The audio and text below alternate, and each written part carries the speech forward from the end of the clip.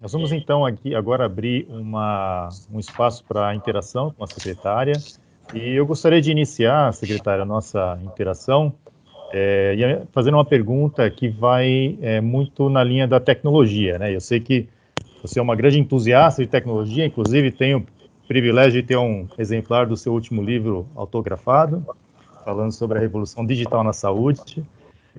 E a minha pergunta é a seguinte, né? Quando a gente fala da velocidade desses avanços tecnológicos, especialmente inteligência artificial e as aplicações da inteligência artificial, e os impactos que isso causa na sociedade, uma preocupação que vem em mente é a velocidade com que o ser humano tem, né, para entender dessas tecnologias ser muito menor do que o avanço da própria tecnologia. E isso cria um gap entre o uso, a oferta de soluções, e de fato entendermos e podemos usá-las antes que venha uma outra tecnologia e seja novamente disruptiva.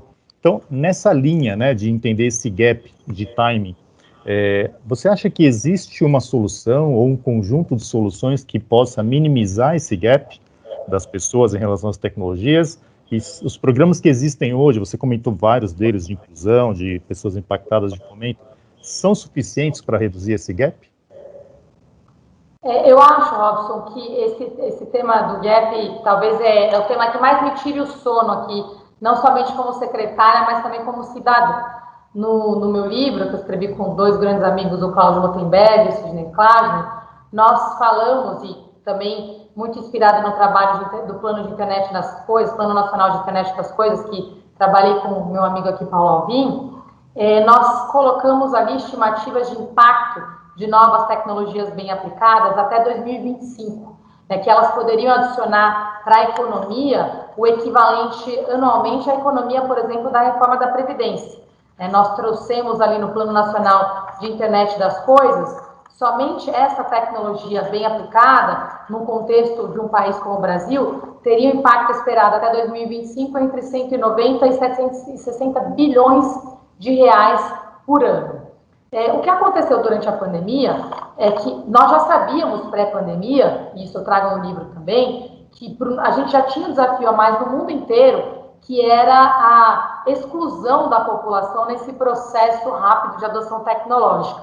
A gente menciona ali que até 60% das atividades, entre 60% e 70% de todas as atividades do mundo teriam, na verdade, posições ou profissões, teriam no mínimo 30% das atividades totalmente automatizadas até 2025. Não era uma questão de se, era quando e como. Então, todos os países mais desenvolvidos, já antes da pandemia, estavam trabalhando em programas de recapacitação profissional, esse trabalho de capacitação técnica de terceira geração. E o que aconteceu com a pandemia é que nós vivemos esse período até 2025, esses 6 anos, em 6 meses. Eu dou um exemplo aqui, nós estamos usando aqui hoje o Microsoft Teams, mas a gente tem usado também muito o Zoom. Quando a gente iniciou a pandemia, o Zoom tinha 10 milhões de usuários no mundo. E menos de um mês depois, o Zoom tinha 300 milhões de usuários no mundo. Isso criou uma disrupção, um modelo que já estava previamente estabelecido de rotinas de trabalho, no ambiente executivo, de escritório, na verdade, todas as atividades profissionais, sem precedentes, num período muito curto de tempo. E o que acontece com isso? A tendência é que quem tem menos preparação acaba sendo excluído do sistema. Essas pessoas passam a empreender por necessidade, não por oportunidade, e também a criar ali uma massa de população desempregada, e, de novo, voltamos a acumular, infelizmente, cidadãos abaixo da linha da pobreza. Então, eu volto para a tua pergunta inicial, com todo esse contexto que eu trouxe, nós temos um grande desafio pela frente, no Brasil e no mundo, de preparar a população para esse modelo que já aconteceu. No governo de São Paulo, nós priorizamos isso, já estávamos trabalhando nisso, e por isso que eu consegui te dar esses dados em escalas de país. Hoje a gente consegue qualificar de uma forma gratuita e com alta qualidade um ecossistema de mais de 1 milhão de pessoas por ano. São Paulo é uma exceção à regra. Os outros estados não têm esse tipo de estrutura. O Centro Paula Souza não existe em outros estados. A Univesp, a nossa universidade virtual, que opera com mais de 50 mil alunos, não existe em outros estados. Nós não temos, hoje eu tenho o luxo também aqui de termos as 3 das 10 maiores universidades da América Latina estão no estado de São Paulo. Então, nós temos um contexto aqui, um ecossistema muito maduro de ciência, tecnologia e inovação, que mesmo com todos esses desafios, nos dá o ferramental para atuar, e como nós fizemos essa integração, esses programas estão girando. Já vai ser desafiador em São Paulo, eu tenho uma preocupação muito grande no restante do país. Hoje, inclusive, amanhã eu vou estar em Brasília, inclusive no Ministério da Ciência, Tecnologia e Inovação, tenho reunião ali com 2 diretorias, exatamente para trabalhar essa pauta no âmbito nacional. Nós, todos os secretários da pasta, estamos muito preocupados com esse tema, e é necessário um aporte nacional urgente em frente de trabalho, em programas de qualificação profissional massiva e em programas de investimento em ciência, tecnologia e inovação em todo o país. Excelente, realmente um grande desafio, e cá estamos nós, enquanto sociedade civil organizada, para colaborar nessa tarefa árdua aí que é de todos nós, na verdade. Muito obrigado. Eu gostaria então de passar a palavra à colega Nicole Floret, que é jornalista da Folha do ABC, para que dirija uma pergunta à secretária Patrícia Heller. Por favor, Nicole. Boa noite, estão ouvindo? O som tá bom? Sim. Sim. Primeiro, eu queria parabenizar a secretária Patrícia Heller pelo excelente trabalho feito à secretaria. Nós, da Folha do ABC, acompanhamos diariamente, semanalmente, as coletivas do governador e sempre noticiamos todas as informações, em especial as informações da Secretaria de Desenvolvimento Econômico. Queria agradecer ao Ari pela presença, por ter me convidado a participar e fazer aqui a pergunta. E, bom, secretária, na sua visão, eu gostaria de saber como será o impacto da tecnologia 5.0 na economia e na sociedade a partir da sua implantação. É isso, obrigado a todos. Boa noite.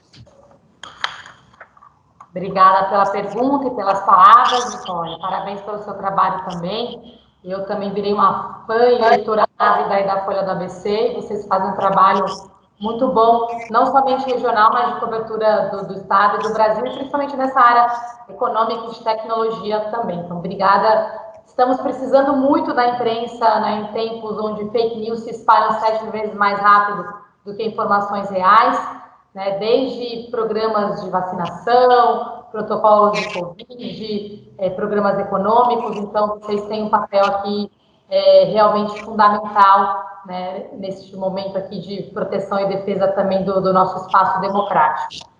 Eu acho que, falando do zero, eu pego também o exemplo do 5G, especificamente aqui, tá? Porque uma coisa está vinculada hoje à outra. A nova banda de dados, ela tem o potencial de fazer com que essas tecnologias que a gente descreveu lá no livro, né, Robson, sejam implementadas em escala de uma forma mais equânime. A gente fala de 5G, às vezes, de uma forma etérea, mas traduzindo também para as pessoas que não são especialistas na área, o 5G tem algumas vantagens, porque ele permite altas taxas de transmissão de dados, né, com uma latência muito menor, uma confiabilidade maior, né, e custo menor. Então, vou pegar o exemplo da latência aqui, né, já que a gente está falando de pandemia. Hoje a gente tem um desafio dessa mudança aqui para o modelo remoto, leitos ocupados com Covid, precisando ser mais eficiente em cirurgias, ausência de profissionais que estão exaustos, trabalhando 24/7 há quase um ano agora, nesse período de operação de guerra, né, sem precedentes. E você pega o exemplo da Índia, né, que faz aquelas cirurgias Open Heart em escala. Eles têm um centro único onde os robôs são operados por um núcleo de especialistas de altíssima qualificação, atendendo em várias regiões. Mas para que isso aconteça, você precisa de baixa latência. O que quer dizer isso? A latência tradicional, por exemplo, de uma rede 4G, a latência é o tempo ali entre o envio de um comando e o retorno do resultado desse comando operacional. A latência do 5G, ela consegue reduzir uma latência típica de 4G, que é de 200 milissegundos, para 1 milissegundo. Né? Então, isso faz com que aquela instabilidade que para uma operação de alto risco, que é, por exemplo, uma cirurgia de coração, uma cirurgia neurológica, ela passa a ser muito mais segura. A mesma coisa, por exemplo, para gestão de tráfego inteligente, né? A capacidade de redução de acidentes, ela passa a ser muito maior. Então, isso faz com que a gente consiga aplicar em escala, hoje, soluções que estão sendo testadas, mas que acabam sendo soluções para um nicho específico da população, porque são de mais alto custo, são hoje muito menos disponíveis. E por que eu falo da saúde? No livro, né, minha paixão pela saúde veio exatamente por entender que, no caso do Brasil, até por nós termos um contexto de desigualdade tão grande, e um gasto que já na época que a gente fez o estudo, era quase 10% do PIB. Se você junta o que a gente gasta na saúde pública e na privada, a gente gasta quase 10% do PIB em saúde. Com uma população que está envelhecendo rapidamente, nesse Plano Nacional de Internet das Coisas, a área com maior impacto era exatamente a área da saúde. Só na saúde a gente consegue ter um impacto ali de mais ou menos 150 bilhões de reais por ano, exatamente por ampliar o acesso a um custo acessível. Porque se a gente fosse ampliar o acesso, que precisa ser ampliado com o custo atual, e a gente fala dessa estimativa no livro também, a gente chegaria a gastar quase 25% do PIB em saúde. Né? Então, é óbvio que a gente precisa continuar ampliando, mas é óbvio que nós sabemos que os recursos são escassos. Então, a solução para a saúde passa pela aplicação de alta tecnologia. Ou seja, a síntese nós temos uma oportunidade enorme pela frente, que tem um benefício em valor muito grande, e São Paulo, nesse processo, tem um papel e uma responsabilidade muito grande, que São Paulo concentra entre 50% e 80% do valor gerado pela aplicação em escala dessas novas tecnologias. Porque essa inteligência, todo esse ecossistema está concentrado em São Paulo. Então, um trabalho que a gente tem tentado fazer também é criar parcerias regionais.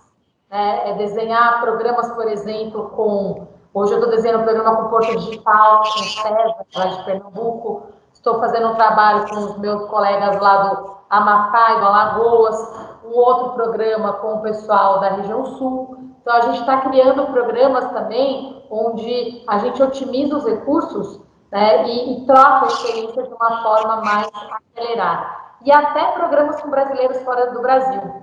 Vocês mencionaram a qualificação profissional, nós estamos com um mapa em estudo agora, as duas maiores comunidades de brasileiros fora do Brasil são no Japão e Massachusetts, nos Estados Unidos, e eles não têm hoje disponibilidade de programas de formação desses brasileiros lá em português com a mesma eficácia. Então, a gente está estudando com as embaixadas agora um programa de levar os nossos cursos da Univesp, do Centro Paula Souza, de uma forma virtual para esses brasileiros também. E isso faz com que a gente use essas redes, né, para potencializar esse trabalho de formação, de ampliação de acesso a esses serviços de alta tecnologia.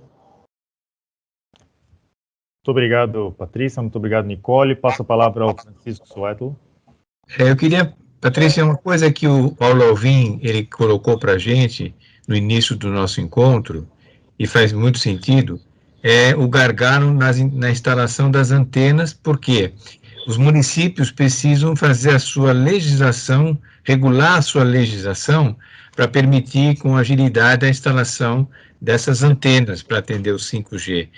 Você tem algum programa no estado de São Paulo no intuito de sensibilizar as prefeituras, as pessoas responsáveis nas prefeituras, no sentido de agilizar a regulamentação dessa nova legislação? Sim, e é super importante esse trabalho. A gente trabalha através do Instituto de Pesquisas Tecnológicas, do IPT, em programas de formação das prefeituras em novas tecnologias. O tema das antenas é muito importante, a gente tem trabalhado com eles em programas da Defesa Civil, também para monitoramento de desastres naturais, trabalhos meteorológicos, mas voltando nas antenas, A gente agora, eu ouvi o Paulo no final também falando da questão das práticas de cidades inteligentes. Quando nós lançamos o Plano Nacional de Internet das Coisas, o estudo compilado tinha ali alguns livros temáticos, por casos de uso por setor, por ambiente. Um deles era exatamente cidades inteligentes. É uma cartilha muito detalhada, tem 2 documentos de cidades inteligentes. O que mapeia os casos de uso, a necessidade de infraestrutura tecnológica, os impactos, e tem um outro que é uma cartilha de cidades inteligentes, que passa exatamente por esse programa de regulamentação, e a questão das antenas já estava incluída nisso há quase 4 anos atrás. Agora. O que a gente está fazendo agora para acelerar esse processo? Para além do trabalho que nós fazemos através do Instituto de Pesquisas Tecnológicas, nós vamos lançar esse mês, então já dou um furo aqui para vocês, o programa de Cidades Inteligentes do Estado, que reedita essa cartilha para apoiar as novas gestões e fazer uma avaliação do nível de avanço de cada cidade no modelo de Smart Cities. Traz também um trabalho de apoio para que eles façam a implementação do programa de cidades inteligentes e também investimentos em equipamentos, em 4 áreas que nós vamos divulgar na data, e é uma parceria entre a Secretaria de Desenvolvimento Econômico e a Secretaria de Desenvolvimento Regional, e além disso, programas voltados à regulamentação, e aí entra toda a questão das antenas também. Mas nós vimos a necessidade de trazer um programa mais estruturado, né, e estruturante, que permita que todos os municípios façam primeiro sua autoavaliação, seu diagnóstico, invistam nesse planejamento e invistam concretamente em ferramentas nas áreas que nós estamos priorizando. Muito bom. Excelente, muito obrigado. Realmente isso é um ponto bastante crítico, né? Inclusive essas melhores práticas, como por exemplo Santo André, é um exemplo de cidade que já está com a sua legislação de antenas aprovada, né? E é uma preocupação nossa que o legislativo e também o judiciário nas cidades sejam preparados, como o Paulo Alvim bem alertou, que pode lá um determinado juiz, de repente, segurar a legislação para atender um interesse qualquer, e aí você deixa aquele município desassistido com essa tecnologia. Então, isso é muito importante observar, né? Obrigado, Robson. Obrigado, secretário. Obrigado, Francisco. Gostaria de passar a palavra, então, ao nosso secretário de Empreendedorismo e Inovação do Ministério da Ciência e Tecnologia, nosso amigo Paulo Alvim. Por favor. Boa noite. Um abraço, Patrícia. É bom. Patrícia, além de secretária, é uma grande entusiasta da temática, então ela é uma musa para essa questão da transformação digital, em especial na saúde, né? Eu acho que, Patrícia, você citou com muita precisão diversas iniciativas que vocês estão conduzindo. O que você aponta, por conhecer bastante o plano de IoT, todo o processo de transformação, como o grande mote da concertação permitiria a gente aproveitar a aceleração da transformação digital que a pandemia nos forçou para a gente dar o salto? Eu acho, Paulo, eu sou uma pessoa otimista, né? Então, eu acho que a pandemia, ela trouxe, até por uma questão de sobrevivência, uma necessidade de preparar a população para esses novos modelos e formatos de trabalho. Muito do que a gente esperava que ia acontecer lá na frente já aconteceu. Eu tenho, por exemplo, dialogado. No fim do ano, nós fizemos, nos últimos 3 meses do ano, reuniões com os nossos 14 polos de desenvolvimento econômico do Estado. Inclusive, eram 12, viraram 14, porque 2 segmentos cresceram muito durante a pandemia, que foi o segmento de logística e o segmento de higiene e limpeza. Mas a forma de trabalhar mudou completamente. Hoje eu tenho interagido com as empresas para entender o que desses novos formatos vão ficar. Então, nós temos várias empresas que já decretaram que vão continuar em home office, assim, perene, pelo menos para um percentual dos seus funcionários. Tem outras que já oficializaram modelos híbridos de trabalho. Tem outras que já migraram para o modelo 100% online. Eu falei de logística. O modelo de small storage criou uma revolução na logística por causa do modelo online.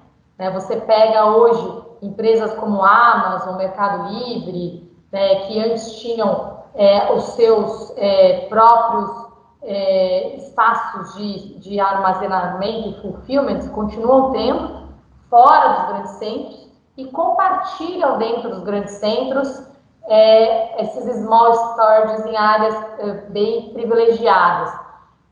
Isso é um setor. Então, se eu te falar de cada setor, hoje a gente está acompanhando e mapeando como é que é a transformação que eles estão passando durante a pandemia, o que vai ficar no mundo pós-pandemia e qual que é o nosso papel como governo nesse processo.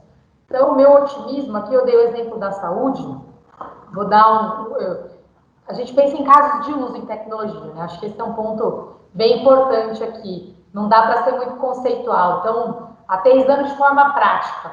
Um tema que a gente debatia, né, Paulo, lá no Plano Nacional de Internet das Coisas, era a telemedicina, que é um dos casos de uso com maior impacto na área da saúde, no que diz respeito a combate às desigualdades, acesso à saúde à distância, com qualidade, né, que naquela época que a gente escreveu, a classe alta brasileira já podia acessar seu médico no WhatsApp, fazer videoconferência, né, por mais que isso não tivesse regulamentado no CFM, todo mundo que tinha acesso conseguia fazer. E as pessoas mais pobres não tinham menor acesso a isso. Hoje, com a pandemia, a telemedicina foi regulamentada em regime de urgência e emergência. Quebrou aquele corporativismo, foi uma tecnologia que tinha uma briga de anos, que realmente a toque de caixa teve sua regulamentação aprovada. Qual que é o nosso papel agora? Garantir que o pós-emergência, essa regulamentação fique e que esse processo se mantenha. Hoje eu vou dar um exemplo que aconteceu, que eu fiquei emocionada de ver. Antes de vir para o governo, eu era presidente de uma empresa de tecnologia em saúde. Um dos meus principais serviços era o trabalho de assistência psicológica para empregados de grandes empresas, funcionários de grandes empresas.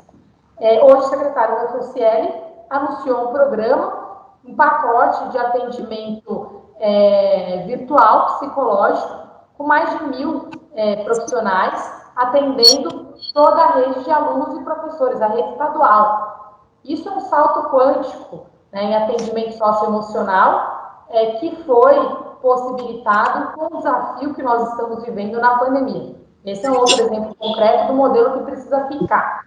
Então, a gente teve vários exemplos de coisas boas que aconteceram durante a pandemia que precisam ser regulamentadas e coisas desafiadoras que, se não forem bem cuidadas, podem representar uma exclusão muito grave da população. Esses modelos de trabalho híbridos e de novos formatos precisam ser observados, que é o que nós estamos fazendo agora, e com ação emergencial de requalificação da população. Então, hoje, na minha reunião de planejamento semanal com a equipe, o foco foi esse: programas de requalificação em massa de toda a população, com base nas novas demandas do mundo do trabalho. Aquele 1 milhão que a gente está cobrindo vai ter que passar a ser quase 2 milhões aqui no estado de São Paulo, e a nossa expectativa é ter um programa federal para todos os outros estados também. Muito obrigado, secretário. Obrigado, secretário Paulo Alvim. Eu acho que nós temos uma limitação de tempo da agenda da secretária, então eu acho que dá tempo para mais uma pergunta. Eu gostaria de passar a palavra ao colega Roberto Cruz, que dirige a pergunta à secretária, por favor. Olá, secretária. Parabéns pela apresentação, pela trazer à tona todos os programas que vocês estão executando aqui no Estado. Minha pergunta vai muito nessa linha de capacitação. Recentemente, aqui na Coalizão ABC, nós fizemos uma pesquisa com várias empresas para saber a demanda sobre profissionais de tecnologia. E uma coisa que chamou muita atenção nessa pesquisa é que, além do óbvio, que seriam os cargos de tecnologia, as empresas não querem contratar profissionais recém-formados. E quando a gente vê essa transformação digital, a mobilização do governo em formar a mão de obra, capacitar a mão de obra, de um lado, como sensibilizar as empresas a contratar esses profissionais recém-formados, recém-qualificados? Como vocês veem isso? Como vocês enxergam esse desafio? É um desafio real e nosso trabalho é facilitar esse processo. e por isso que eu sou uma grande defensora da qualificação profissional. O que nós temos feito no estado de São Paulo foi criar, não adianta o governo criar um programa de ensino técnico distante das empresas. E existem soluções que funcionam bem em vários países há muitas décadas. O exemplo do ensino dual alemão é um exemplo bem concreto. O que ele tem de diferente? Nunca foi um trabalho feito isoladamente pelo governo, foi sempre feito a quatro mãos com as empresas. Então, no nosso trabalho aqui do Novotec, que eu mencionei que é esse programa de ensino técnico para os jovens, e também do Via Rápida, que é para adultos e idosos, a gente tem programas aqui para todas as idades e para todos os perfis. Um programa, inclusive, que eu defendo muito é o programa de qualificação profissional para pessoas com deficiência, tá? Que tem uma demanda enorme nas empresas, que não conseguem cumprir as cotas porque faltam profissionais com qualificação adequada. Do outro lado, as pessoas têm medo de trabalhar e perder o benefício.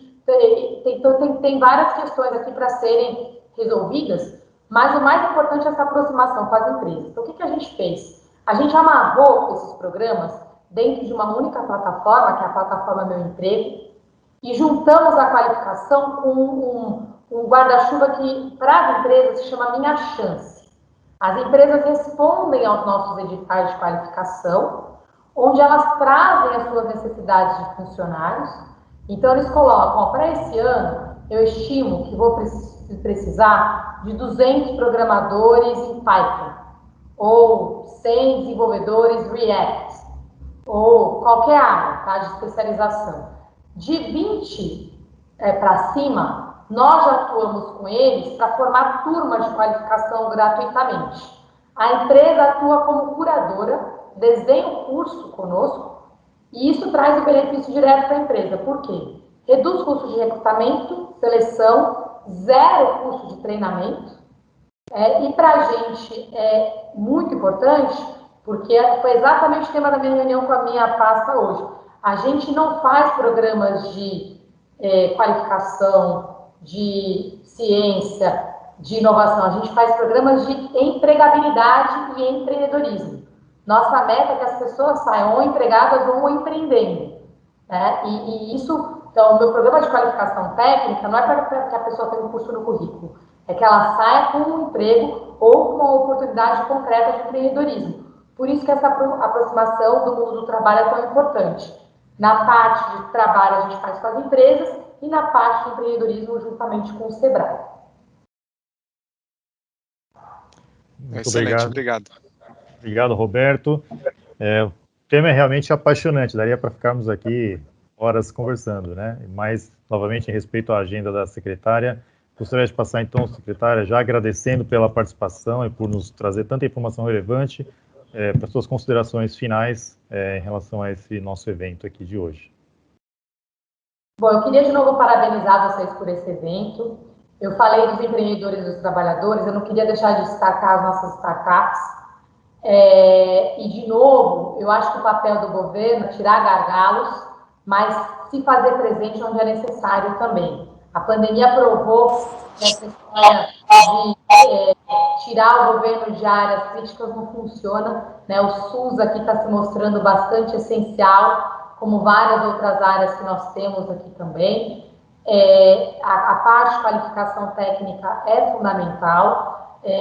Também não reinventar a roda. Nos nossos programas aqui, por exemplo, o IdeaGov, onde a gente traz as startups para serem contratadas pelo governo, porque é só assim que elas ganham escala, né? A gente precisou trazer a lei da inovação, estadualizar a lei, criar programas de mentoria para as startups entenderem como é que elas participam de programas de licitação pública. E outra coisa, ao invés do governo tentar criar um ecossistema de impacto ou de startups, nós trouxemos as maiores organizações que atuam nessa área para montarem o programa conosco. Nesse caso, é o Impact Hub que faz a gestão do programa e eles trouxeram com eles as 6 maiores organizações que fazem programas parecidos. Então, hoje nós temos o benefício de trabalhar com o Impact Hub, com a Artemisia, com o Brasil Lab, com o Telos, com todos eles no mesmo programa. E a gente aprende muito todos os dias. Então, é realmente um processo de não reinventar a roda e trazer todo mundo para trabalhar junto. É um momento que requer muita união. em tempos de polarização, de que tudo vira fla-flu e lacração nas redes sociais, nós gestores, sejamos públicos, privados, ou da academia, ou da iniciativa do terceiro setor, temos um papel aqui de unir esforços e não de separar esforços. Lembrando que o pior da pandemia, no que diz respeito ao desafio econômico, começa agora, porque as pessoas passaram um ano assim gastando as suas economias. A gente agora tem a vacina, né? O Estado de São Paulo novamente provou que a decisão acertada de não reduzir o orçamento de ciência e tecnologia foi correta, de manter o investimento em vacinar é muito importante, não vacinar, né? Hoje, 9 de cada 10 vacinas que estão vacinando brasileiros são a vacina do Butantan. A gente precisa avançar muito rápido com o portfólio de vacinas para todo o Brasil, para que a gente possa acelerar esse cronograma. A vacina vai dar uma saída para a retomada econômica, mas a gente tem um horizonte de 6 a 12 meses aqui, onde a população está exausta, exaurida e sem recursos. Então, o nosso trabalho econômico, na verdade, começa agora. A gente vai ter que ter realmente muita resiliência como gestores para apoiar a população nesse momento mais difícil.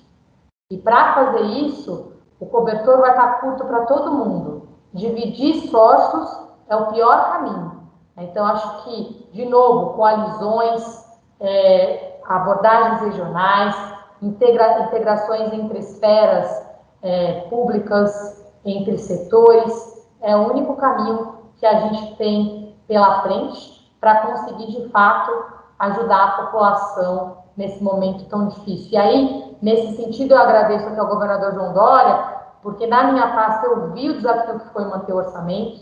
É fácil você investir em ciência e tecnologia em períodos de bonança, mas em períodos de escassez como esse, que a gente está vivendo, requeriu muita coragem do governo não reduzir nenhum real do nosso sistema universitário, do nosso ecossistema de ciência, tecnologia e inovação. E, além disso, nós estamos expandindo os recursos. O público foi mantido na sua integralidade, vai até aumentar, porque com a reforma administrativa o repasse é proporcional, então vai ter um aumento do público. Além disso, nós estamos aumentando o investimento privado. Todos os países do mundo que são referência em desenvolvimento econômico e que estão lidando bem de uma forma responsável e não negacionista com a pandemia, estão aumentando seus investimentos com ciência, tecnologia e inovação. E estão trabalhando de uma forma unida e integrada. Então, isso eu falo até, talvez, do meu olhar também de mulher. Estou aprendendo aqui uma coisa que eu aprendi nesse mundo que ainda é extremamente dominado por homens, que a gente não divide a vida e o mundo em territórios. A gente tenta olhar assim, o sistema como um todo e os espaços coletivos. E eu acho que realmente a gente está no momento, é um ponto de inflexão.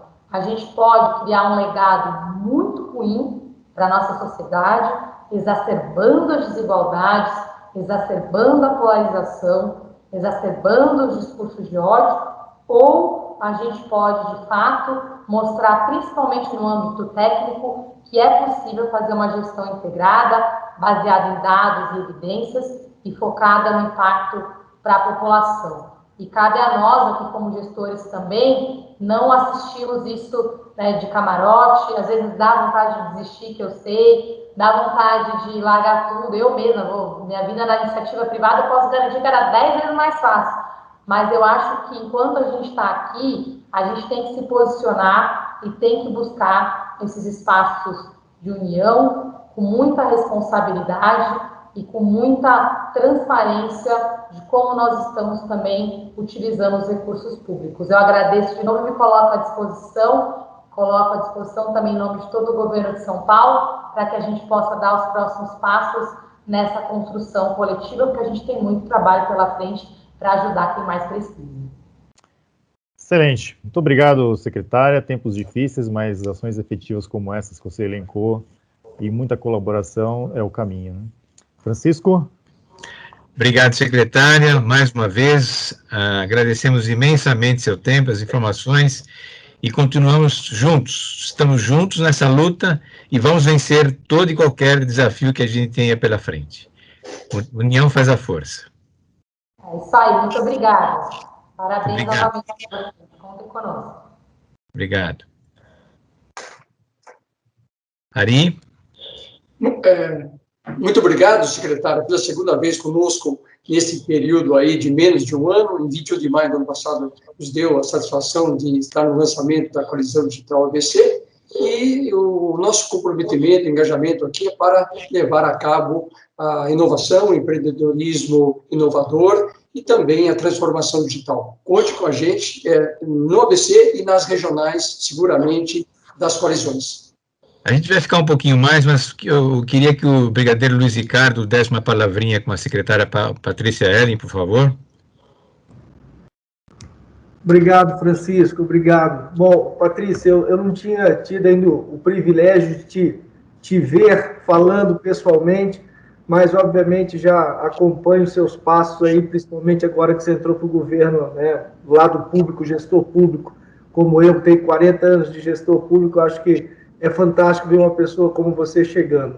E tenho certeza que a sua mãe lhe falou bem quando você atendeu o telefone do governador e ela falou, se for pelo coração, você vai. Se não, não vai. Eu acho que a sua decisão, o seu encanto, a sua maneira como você traz o assunto, o tema para a gente, é tão legal que eu tenho certeza que você vai reduzir os 20 quilômetros da Vila das Belezas até o Alto Pinheiros. Tenho certeza absoluta que pessoas como você, como todos nós que estamos imbuídos em fazer um Brasil melhor, chegaremos no nosso objetivo. Parabéns, tá? Muito obrigado por esse tempo teu aqui com a gente. Muito obrigada, brigadeiro. Terminamos aqui. Eu gostei, você saiu emocionado. Hoje é aniversário da minha mãe. E ela falou para mim, na verdade, quando eu recebi o telefonema do governador, ela me ligou na sequência e falou assim, né, eu liguei para ela, falei, mãe, e aí, devo aceitar ou não? Foi a primeira pessoa com quem eu falei, e ela me disse, filha, se for pelo coração, se não for pelo ego, você aceite, se não, fique onde você está. Ela foi até bem mais, ela trouxe a sua frase e foi um passo além naquele, né, conselho de mãe. Ela falou assim, não, é melhor você ficar onde você está. E me marcou muito. E não tem um dia que eu não lembro dessa frase da minha mãe, e por isso que eu digo que eu acho que a gente está num momento aqui que quer que os nossos corações falem mais alto do que os nossos egos, porque tem muita gente precisando da gente. Patrícia, eu não sei se você vai lá dar um beijo nela pessoalmente ou vai cuidar das gêmeas agora, mas, de qualquer forma, leve para sua mãe, então, um beijo bem grande de nós todos, um agradecimento por ela ter falado isso como instigante para você, para que você consiga conduzir aqui, a gente militar fala sempre isso, que a gente consiga conduzir a nossa missão. Tenho certeza que você conseguirá cumprir a sua aí nesse tempo que você está de gestora pública. Espero que fique muitos anos que a gente precisa de gente assim, tá bom? Bom, muito obrigada. Muito obrigada. Um grande abraço para vocês e contem comigo, brigadeiro. Muito obrigada. Você com a gente também. Um abraço. Parabéns, parabéns. Tchau, tchau. Para a mamãe. Parabéns, mamãe, isso mesmo. Todos nós. Boa tarde, Francisco. Boa tarde a todos. É um prazer estar aqui com vocês. Estava aqui atento, ouvindo aí as falas, especialmente a fala da secretária Ellen. Eu sou novato aqui no grupo, embora eu conheço muitas pessoas. Fui indicado pela ministra Tereza Cristina para acompanhar aqui os trabalhos do ecossistema Brasil 5.0. Já conheço bastante o trabalho do Francisco. Dispensa até comentários, né, Francisco, de vários movimentos digitais. E nós estamos aqui, junto da Diretoria de Inovação do Ministério da Agricultura, traçando uma agenda de inovação para o agro brasileiro, né? Essa agenda, a ministra já selecionou 5 grandes eixos de desenvolvimento, muito rapidamente, não vou ser exaustivo. Um deles tem a ver com a temática da sustentabilidade, no sentido amplo da palavra, né, e uma visão de fortalecermos a descarbonização do nosso agronegócio. O segundo eixo tem a ver com bioeconomia, né, nós precisamos alavancar cada vez mais a agricultura de base biológica. O terceiro eixo tem a ver com inovação aberta, a partir do princípio, principalmente do fortalecimento do ecossistema de inovação do agronegócio brasileiro. O quarto tem a ver com food tech, e agregação de valor sobre os produtos da agricultura brasileira, especialmente os produtos alimentícios. Nós temos um desafio gigante, né, de agregar mais valor sobre os nossos produtos agrícolas, né? Não dá para nós imaginarmos que nós seremos sempre apenas grande provedor de commodities, né? Nós precisamos transformar, gerar novos ingredientes, novos ativos, desenvolver tecnologia suportada por alimentos plant-based, né, alimentos cultivados, dentre outras formas de agregar valor. E o quinto eixo, não necessariamente nessa ordem, mas deixei por último de propósito, é exatamente o eixo de agricultura digital. Nós costumamos dizer aqui que o presente e o futuro da agropecuária será cada vez mais pautado pelo digital, né, pelo digital no sentido amplo da palavra, não é só da agricultura de precisão, mas desde o uso de sensores, de internet das coisas, né, das questões associadas a gêmeos digitais, a computação holográfica que está vindo aí para ficar. Mas o desafio da nossa ministra no ano de 2021 chama-se conectividade. Fiquei muito atento aí às perguntas no que diz respeito à conectividade no meio rural, no meio urbano. No meio rural é muito crítico, né? Hoje nós sabemos que, no melhor cenário, o Brasil tem apenas 23% de algum nível de conectividade no campo. Leia-se, é bem crítico, é bem crítico. Para isso e por isso que a prioridade de dígito, no eixo dígito para o Ministério da Agricultura em 2021 é exatamente a temática de conectividade como grande estrutura para depois vir os outros temas que nós estamos abordando. Então, Francisco, obrigado aí pelo convite, é uma honra estar aqui com esse grupo seleto. Por favor, contem com o Ministério da Agricultura. Muito obrigado, Kleber. Muito importante para nós termos representantes desse setor que representa minimamente 25% do PIB brasileiro, se não mais, se a gente olhar toda a cadeia, antes produção e pós-porteira, isso deve ser um pouco maior. E sabemos da importância da conectividade, temos que trabalhar nisso, porque sem isso no campo a gente não vai conseguir os índices de produtividade que a gente precisa, não é? Nessa linha, eu queria até passar aqui rapidamente a palavra para a Silvia, que é sua colega da Embrapa, foi sua colega da Embrapa por muitos anos, e trabalha com o digital aqui no estado de São Paulo, no Brasil, né? Na verdade, para a Embrapa, para o Brasil. Então, eu queria passar aqui a palavra para a Silvia. Boa noite a todos, boa noite, Francisco, boa noite, Brigadeiro. Obrigada aí pela oportunidade de estar aqui. Para a gente é uma honra muito grande participar, né, para nós da Embrapa, desse movimento do Brasil 5.0. A gente tem trabalhado aí em articulação com o Ministério da Agricultura, como o Kleber comentou, particularmente aí a nossa atuação tem sido muito direta, né, a minha atuação mais na área de agricultura digital, né, junto aí as tecnologias digitais no agro, em toda a cadeia produtiva, desde a pré-produção, na produção e na pós-produção. Temos trabalhado aí junto, ecossistema de inovação, né, nessa área de agritechs e foodtechs, e a gente já coloca aí à disposição de todos vocês para conversar um pouco mais do que a gente vem fazendo aí também. A gente vem discutindo a questão da coalizão digital aqui no agro de São Paulo, né, no agro paulista, o corredor tecnológico, aqui Campinas, Piracicaba, São Carlos, até Ribeirão Preto, aí a integração do agro e da área de tecnologia da informação, da área de biotecnologia, nanotecnologia, agricultura de precisão, convergência de estudo para agregar valor ao sistema produtivo. Bem, e aí eu gostaria também de aproveitar a oportunidade para falar que é uma honra participarmos desse movimento e também colocar aí à disposição de todos vocês para a gente trabalhar juntos aí para melhorar, agregar mais valor aí à agricultura aí a partir da agricultura digital, tá bom? Muito obrigada pela oportunidade. Obrigado, Silvia. Eu queria aqui passar agora a palavra para o Rodolfo Fischer, que é o presidente da ABS, tem sido um nosso parceiro aí desde a primeira hora, e falar um pouco sobre a sua percepção de como é que nós estamos indo, como membro do nosso Conselho Superior. A palavra é sua, Rodolfo. Francisco, muito obrigado pela oportunidade, parabéns pelo evento, aliás, parabéns também pela secretária aí, pela fala dela, sensacional o avanço que o Estado de São Paulo está fazendo nessa área. Eu fiquei espantado em ver o número da capacitação, qualificação e também das oportunidades de empreendedorismo no Estado de São Paulo. E, obviamente, que como consequência de todo esse trabalho que o Estado, que o governo do Estado de São Paulo está fazendo, que resulta aí nesse, vamos dizer, não nessa queda, né, do PIB do estado de São Paulo. A gente vai conseguir manter flat aí, apesar de toda essa pandemia. Então, eu fiquei muito feliz com essa notícia.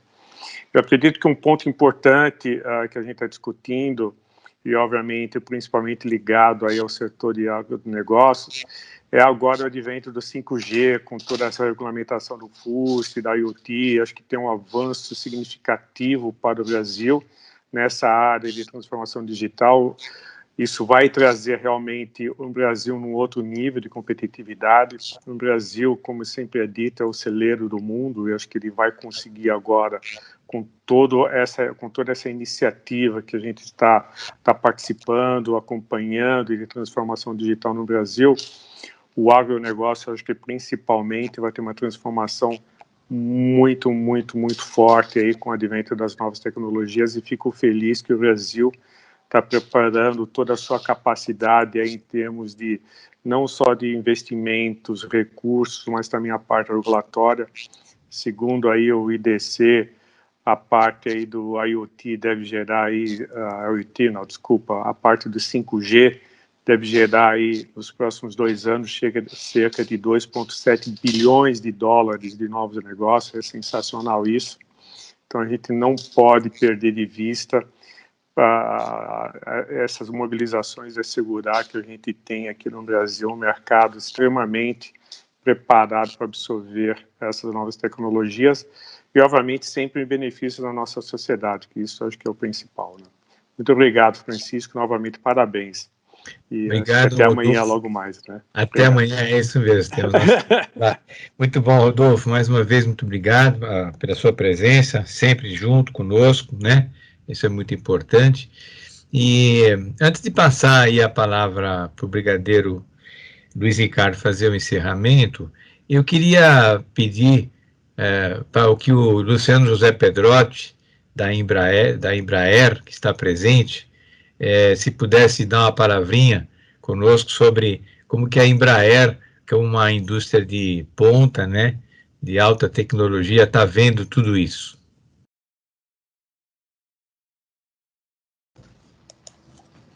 Boa noite, Francisco. Boa noite, colegas. É um prazer enorme acompanhar essa iniciativa, né? E nós estamos numa fase, né, Francisco, de namoro, né? Achando importante a iniciativa, e a Embraer, nos seus devidos canais, está avaliando a possibilidade de como somar esforços nessa iniciativa, tá bom? Muito obrigado a todos. Obrigado, Pedrotti. Contamos com a Embraer. É muito importante, é uma indústria de ponta, né?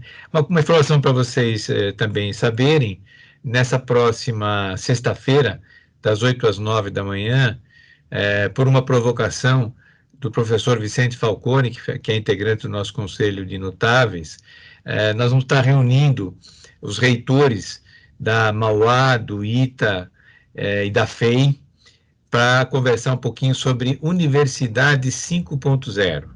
Como é que a gente faz para, seguindo o exemplo do ITA, do nosso saudoso brigadeiro Casimiro Montenegro Filho, quando iniciou as atividades do Instituto de Tecnologia da Aeronáutica, e que trouxe para o país todo um conhecimento que existia no mundo, e esse conhecimento foi, obviamente, absorvido, e nós demos um salto nessa linha. A indústria aeronáutica está aí para provar, e nós somos hoje uma empresa de ponta e competitiva a nível global, mas temos várias outras indústrias que nós vamos ter que trabalhar também, né?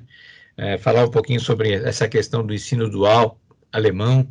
Então, esse também será, com certeza, um novo capítulo do Manifesto Brasil 5.0, quem sabe já para o mês de março, teremos a primeira versão dele, e a ideia é que a gente olhe isso de uma maneira, vamos dizer assim, integrada, né, com o setor privado, e aí eu acho que a Embraer vai ter um papel importante no segmento dessa atividade, além também o segmento agrícola.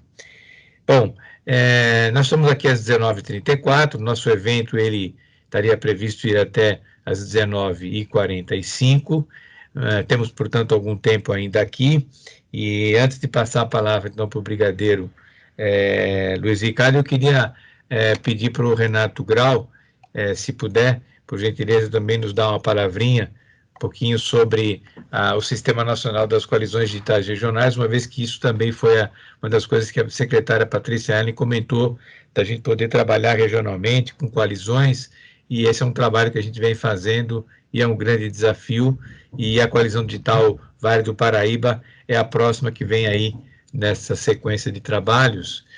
Então, passar a palavra aí para o Renato. Boa noite a todos. Eu até gostaria de ter tido a oportunidade também de conversar um pouquinho com a Patrícia, mas, obviamente, ela tem bastante conteúdo e bastante gente querendo ouvir e participar. Mas uma coisa que me chamou um pouco a atenção no discurso dela foram as ações que ela está fazendo além do estado de São Paulo, né? Então, ela citou várias ações que está fazendo com outros estados, inclusive até outros países, e eu vi que ela assumiu nos últimos dias também a presidência do Conselho Nacional de Secretarias Estaduais de Ciência e Tecnologia.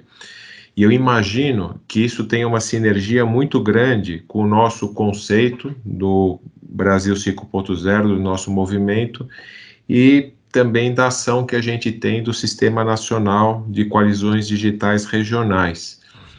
Porque, para quem ainda não sabe, né, a gente tem como princípio trabalhar no ecossistemas locais de maneira a gente promover uma troca e participação entre todos esses ecossistemas e depois a gente poder ter uma unidade olhando para o Brasil como um ecossistema inteiro, né?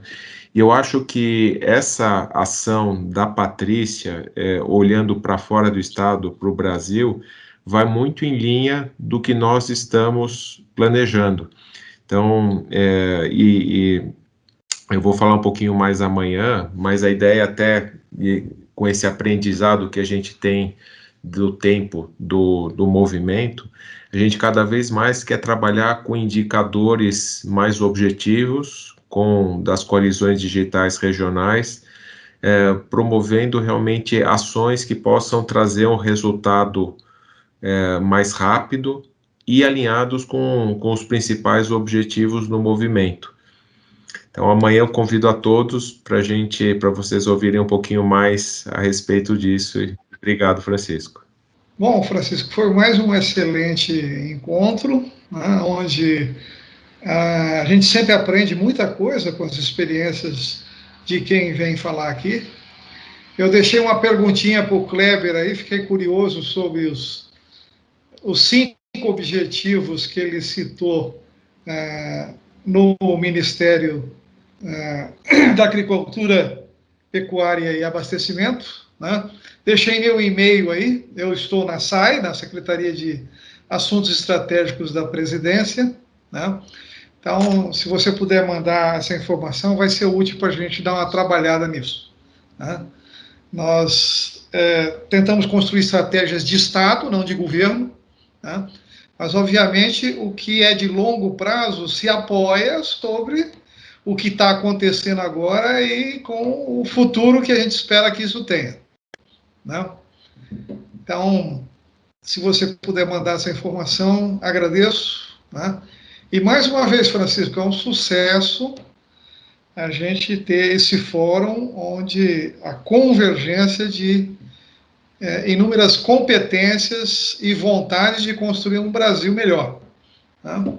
Então, grato por mais essa oportunidade. Então, eu queria te agradecer hoje, Francisco, especialmente, ao Ari também, pelos pontos que trouxe. Ari, que legal ver 30 instituições já apoiando a coalizão ABC, né? Um ano que você falou, é muito bom ver isso. E, obviamente, as palavras da secretária Patrícia, que sempre nos enriquecem bastante. Mas eu queria lembrar que amanhã nós temos a continuidade, né? E amanhã teremos mais conteúdo, como o Renato já fez uma chamada aqui. Obrigado, Renato, pela oportunidade de pegar o gancho, já deixou a gente mais curioso sobre o que você falará amanhã. Você e o Robson vão estar no primeiro tempo ali, logo após o Francisco, né? Então, estamos aguardando ansiosos por vocês amanhã, tá? E também lembrando que o Francisco já falou, né, 2 novos tópicos dentro do capítulo da sociedade, a Regiane falando das cidades inteligentes e a Rony falando sobre a cidadania consciente. Então, acho que são pontos importantes, nós precisamos conversar, e são tópicos novos, tenho certeza que a gente pode trazer bastante contribuição para o tema. E, por fim, né, o Denis Freitas, que falará sobre educação e capacitação profissional dentro da secretaria que ele está trabalhando. Então, por favor, amanhã será às 19 horas, certo, Francisco? Amanhã tem um delayzinho em relação a hoje.